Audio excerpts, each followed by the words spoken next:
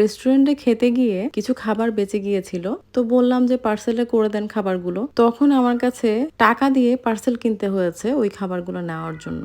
বুঝেন কি বাজে অবস্থা। এটা হলো কলকাতার এক মিউজিয়াম, আর এই মিউজিয়ামে বিশ্বের যত ফেমাস সেলিব্রিটিসগুলো আছে তাদের ওয়েক্সগুলো রাখা আছে।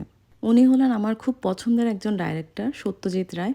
আর এই সত্যজিৎ রায়ের অনেক মুভি আমি দেখেছি, ফেলুদা, ব্যোমকেশ বক্সী, হীরক রাজার দেশ, এই সব মুভির ডাইরেক্টর কিন্তু সত্যজিৎ রায়।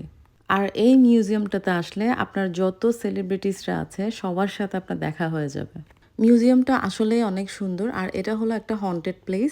আর এই হন্টেড প্লেসে যত হরর মুভি আছে, বিখ্যাত হরর মুভিগুলো, ওগুলোর যে ক্যারেক্টারগুলো আছে সেগুলো এখানে রাখা আছে। আর এই জায়গাটা খুব সুন্দর, এখানে আপনার ছবি তুললে অনেক সুন্দর আসে। এই মিউজিয়ামটাতে আমি আগেও এসেছি, কিন্তু এখানে যতবার আসবেন আপনার ততবারই ভালো লাগবে। জায়গাটাই আসলে এমন, খুব ভালো লাগার মতো একটা জায়গা, এবং ভিডিও করার জন্য, ছবি তোলার জন্য পারফেক্ট একটা জায়গা এটা। মিউজিয়ামে ঘোরার পর আমরা চলে আসলাম রুফটপে।